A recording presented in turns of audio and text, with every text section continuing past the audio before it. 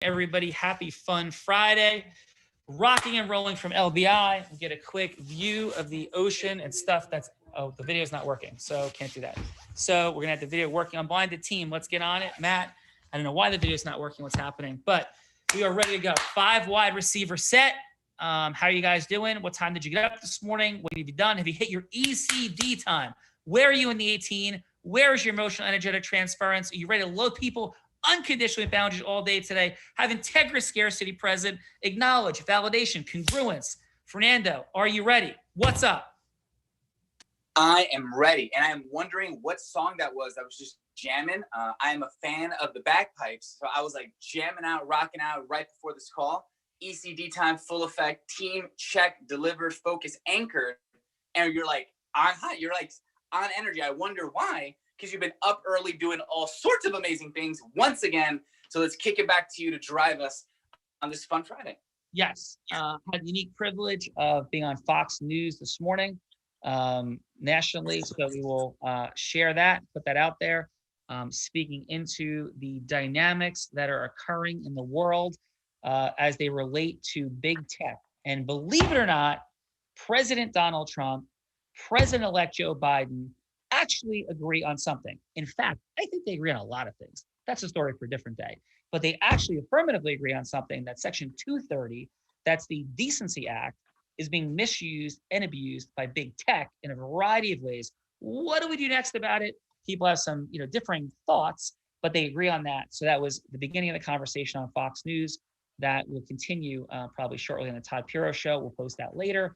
And spoke into a bipartisan issue, meaning a non-left issue, a non-right issue, about what is occurring and what the problems actually are in the world. P.S. 92%. So let me share a little something, because this will be a preview of what we're going to speak into soon on the news. There's something called antitrust and monopolization. This will be our quick 3-minute news soundbite, because this actually matters in the world to you and how you think about your future and what occurs. And actual issues that are really problematic for the future of everybody, whether you're on the left or you're on the right. It affects you both ways. The funny part is that they have everybody fighting on their platforms, and they're gaining more and more and more power, laughing all the way to the bank and all the way to future control of like everything. Okay. So what am I talking about? I'm talking about the fact that in 1890, the Sherman Antitrust Act was passed. The Sherman Antitrust Act. And the purpose of the Sherman Antitrust Act was to say, wait a minute, whoa, we like capitalism, but these people are becoming too powerful and too strong. So we eventually get to a place with folks like Andrew Carnegie, the Rockefellers, the Morgan, JP Morgan, like these people are too powerful. We got to figure out and do something, because like every house has a can of oil from Standard Oil that's making their whole house function. It's making it light up. You need oil to do stuff. It's creating energy. Big problem. Too much market share, too much control, too much influence for these people. The amount of steel, the oil, big problem, right? So that's the sort of the 1800s into the 1900s problem. And laws get passed, stuff starts happening, right? Then eventually, way later, telephone companies get broken up because like too much control, too much power, problem. In 1962, there's a case called Brown Shoe. Brown Shoe. And what Brown Shoe was about, believe it or not, was a shoe company had 7% of the market share. In 6 different cities, they got to 40% market share just in kids' shoes. And you know what? The Supreme Court of the United States said, oh my God, somebody can't control 40% of kids' shoes. This is scary. This is a problem. This is monopolization, meaning control of a market. That's a big problem. And now you know why that's crazy? Here's why that's crazy. Kids' shoes. Google is a verb. Google controls your sense of reality. 92% of all internet searches are on Google. The world goes to Google for its truth and for reality. And that little sequencing of things that show up controls your sense of reality. The shoe company had 7% of shoe market share. Google has 92% of your search for truth. Is that a problem? Facebook controls 70%, 70% of all social media. 70%. 7% for a shoe company. Facebook, 70% of, you know what? Your reality. 70% of your reality. What does the world think? What is happening? Was the election stolen? Was it not? Are we space aliens? Is the earth flat? What do we do about cooking this recipe? What should we believe about Democrats? What should we believe about the Republicans? 70% of your reality is being controlled. Facebook, Twitter, control. Amazon has 38% of all e-commerce. The shoe company, Supreme Court said, no, not 7% of shoes. Shoes. E-commerce, reality, truth. Facebook, Google, Amazon. That's what's at stake. And as we fight about all the different things, we fight on those platforms. And we talk about Twitter silencing President Trump, whether you think it's right or wrong, all the legalities. It's the tail wagging the dog.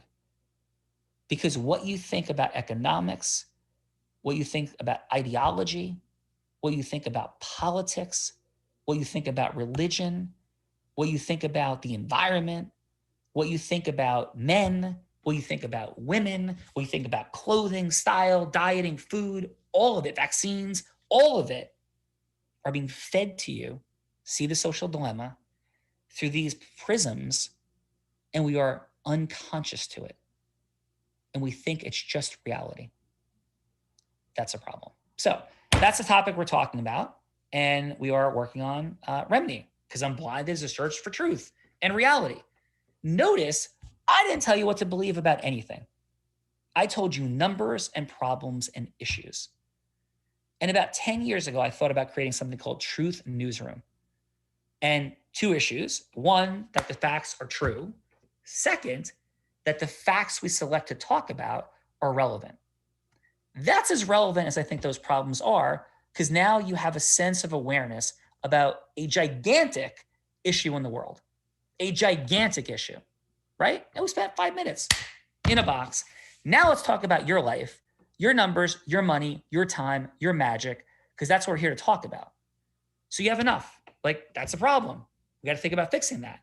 We need other platforms. We need other issues. We need other things that control the freedom of how we communicate, speak, and whatever. Over there, now let's talk about your money, time, and magic today, because you ain't paying your bills by what you think about what's happening with Twitter shutting down President Trump or not. Guaranteed. You're not freeing and scaling yourself by thinking about what should we do about COVID and the vaccines and who was sick and what really happened and what's true and false. Some relevance, right? Some relevance. And we'll talk about vaccines, by the way, soon. And you think we had a lot of charge before, wait till we start talking about vaccines, because that's going to come 5-minute to 10-minute excerpt, or maybe a little bit more in one show, because I think it's relevant and important. And we're not going to avoid very relevant topics, because big things are happening and they're really, really important. And truth is really, really important on these subjects, right? So for today, though, how are you doing? It's Fun Friday. That's a lot. And we're at the beach.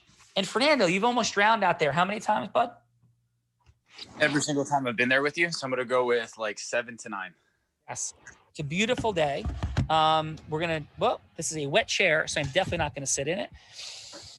But yes, there's fun. There's magic. There's beauty. There's amazingness.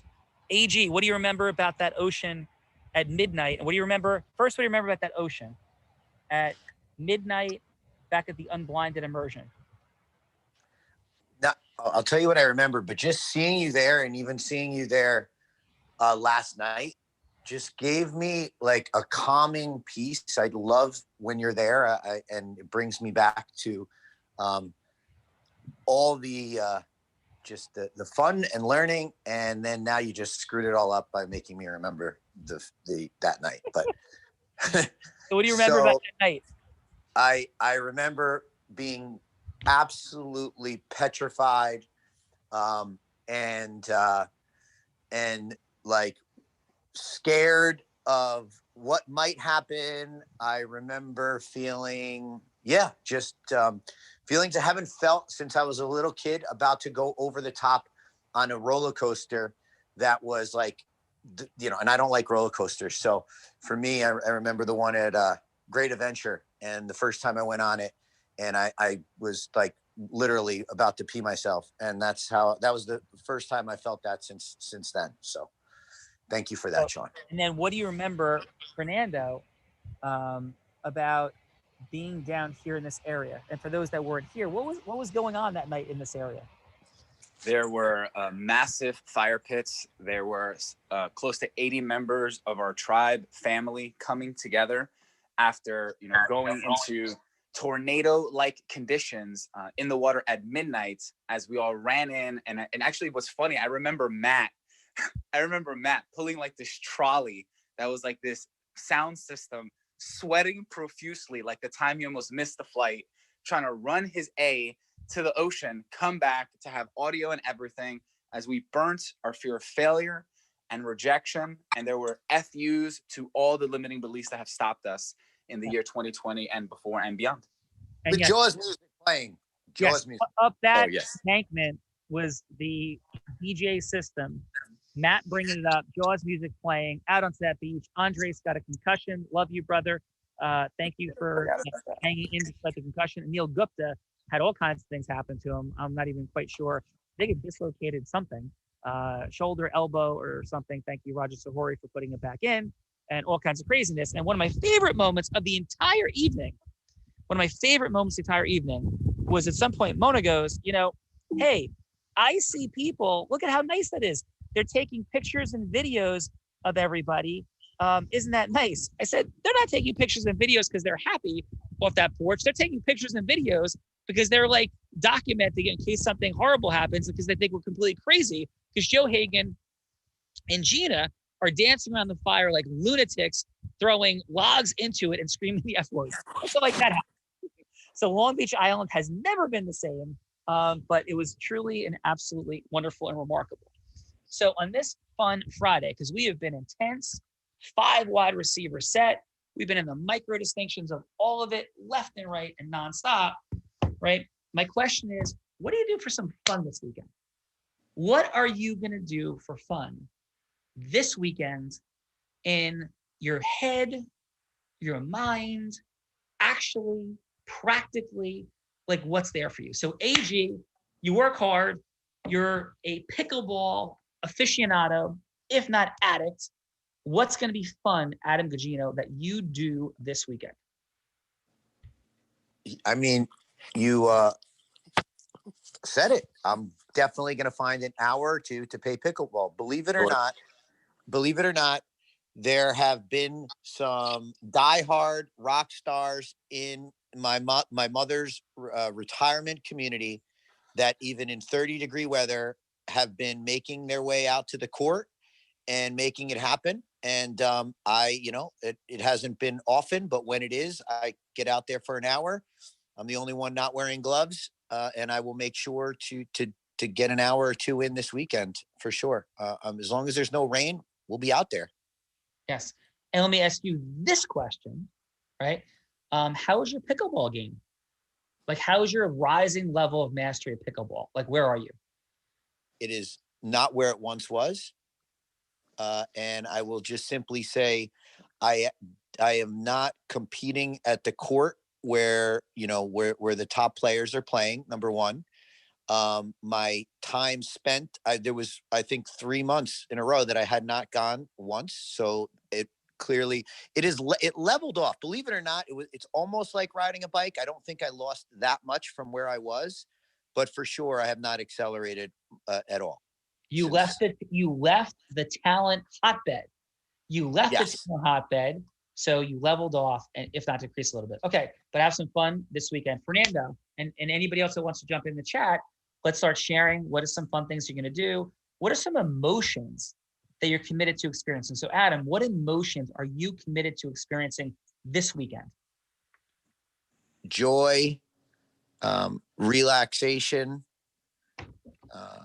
love, and we'll throw in some intensity. Beautiful. Fernando. Well, I'm going to go, Fernando, what emotions, and throw in the chat, what emotions are you committed to experiencing this weekend? Like, what emotions are you like, yes, I want this emotion. I will find a way to create it this weekend.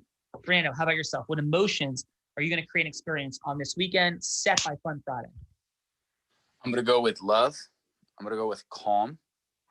I don't know if this is an emotion. I'm going to go with family because that triggers something for me. And What I'm do you, going to... what do you feel when you're with your family? What do you feel? I feel presence. I feel acceptance. I feel just a lot of joy. It's a lot of joy. It makes all these hours. It's been like I don't want to say light at the end of the tunnel because it's not like I'm running away from anything. Knowing that this Saturday is going to be the first time my family is going to be together in, close to a month and a half. I get to see Alex. I get to see my family. I get to see, my brother who's finally out of the hospital. We didn't get to spend Christmas or New Year's together. So just having that to look forward to. And the second I found out, it just literally became the highlight of like my month to know that we're all going to be together for the first time. So I have been really, really looking forward to it a lot. A lot. And I'm committed to feeling this weekend magic, fun, peace, adventure, passion, dynamism, excitement, fear, all of it, because I am definitely going that ocean at some point today and tomorrow. Tyler is down. We had made the commitment on one of our huddles that we did that if I did something, I don't even remember what it was, but I did, that Tyler would jump in the ocean. And the ocean temperature is 45 degrees. And so we're going to, get in the ocean, throw some wetsuits on, get out to the sandbar during low tide, which many of you have been out to and experienced in the insane conditions when we're all together in the unblinded immersion. We're going to have some fun, hit the sandbar, paddle out in the surfboard, and we're gonna see what we get to for sure with that. Yes, so love you guys. Amazingness present. Adam Gugino on this Fun Friday. And by the way, remember from last night, let's anchor that in. We said that we all need certainty. We all need energy. Your action is forwarded by certainty, but find the certainty from people who are producing the results and they know what's happening. Who are producing the results and know what's happening. Love everybody, but gain your certainty there. Don't gain your certainty elsewhere, and fill that engine and tank. Right? There is no failure. The only failure is letting your dreams die for the lack of action because you're uncertain. The only failure is letting your dreams die for lack of action because you're uncertain. AG, final. The only time I have certainty is when I'm growing, accelerating, and when we're winning. Awesome. Fernando, final, brother. Final. It is Fun Friday, and I am still lit up from yesterday's call. Just the fun, simple, and magical distinctions and reality of process mastery. What are our critical drivers? What are our KPIs? How can we execute them? Make them easy, not hard. It's not a lot, it's a little, and it's all about deep practice. And let's get back into that talent hotbed together, which is this beautiful unblinded movement. Yeah. And if you haven't seen last night's call, Fernando, you said something quite humorous. Yeah, straight up. Yeah, thank you for that. This is my reality.